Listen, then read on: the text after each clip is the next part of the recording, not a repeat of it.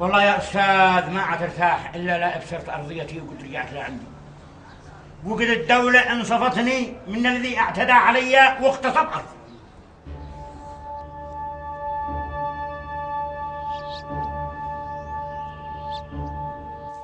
أيوة، صدر حكم الاستئناف لصالحه. سهل ما احناش في هذا الموضوع. أنا شي بس القضية لما تتحول لها عندك تفعل لها كذا هكذا يعني خحسة. أيوة، الدكتور بيكون يعرف مثلا إنه لا يكون شي ناضح من أكبر منه، ما حد بيفتح في عينه هذا الجني.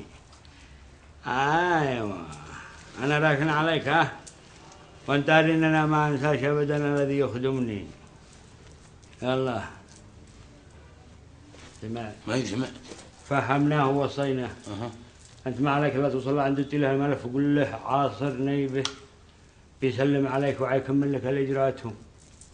يلا حرك على طول. طير. يلا وانتو. ايوه يا عم. دوار بترقمان. ايوه يا عم. سيروا ونفذوا اللي قلنا لكم على ما قلنا لكم بالضبط. حاضر على طول. حاضر. يلا يلا شي حركة.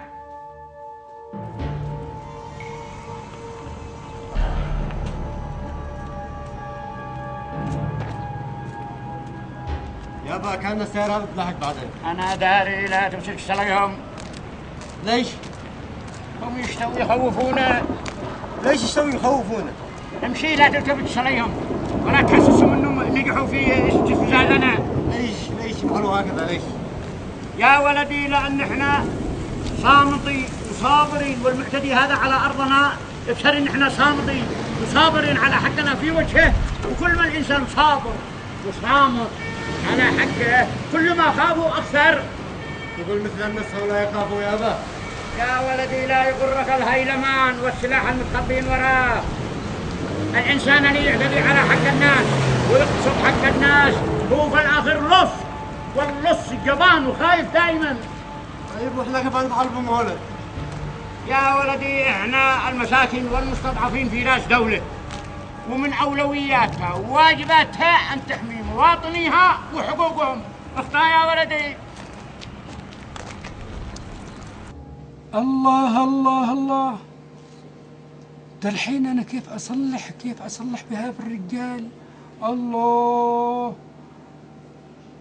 بيصطدم ما بيستحملش هذه الصدمة. لكن أنا كمحامي مفروض أبلغه.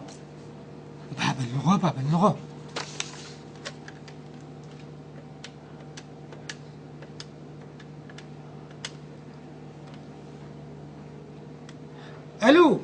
أهلا بالسيد المحامي. تصدق أن قلبي كان بيعافيني إنك عم تتصل بي، ولهذا أنا جالس لابس ومستعد. أو تشتيجي حالا وأنا عندك. يلا مع السلامة. أنا شاكو مسيرة بسلام. المحامي يعلم الله ما يشتي. الله.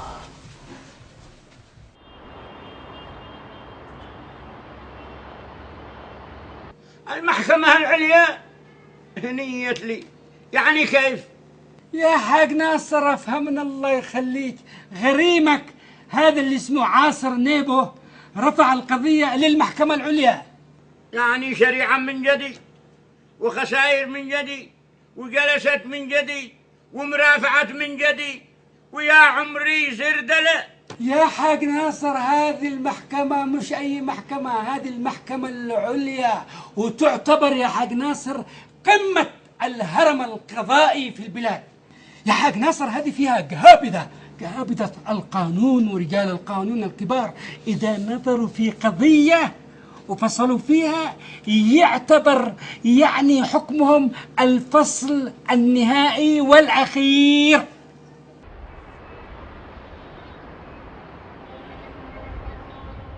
اديت الطلبات الذي قلت لك؟ بصراحة أنا ما أقدرش أسوي أكثر من كده. أنا من صباح الله وأنا أدور من مكان لمكان، ما لقيت حتى واحد بس الله يسلفنا. وليش ما حد رضي يسلفك؟ يا حبيبتي الله يرضى عليك، اللي أعرفهم أنا كلهم قد سلفونا. بعدين أنت في الفترة الأخيرة يعني طلباتك أصبحت كل يوم شكل. ها، لأنك عاجز ومش قادر توفر لي طلباتي. ما يا حبيبتي الله يرضى عليك، خففي طلباتك قليل، خاصة انه طلباتك كلها كماليات. هي قسما بالله ما خليك تدخل بيت ويدك فاضية هكذا. سير دور على فلوس ودي الطلبات اللي طلبتها منك.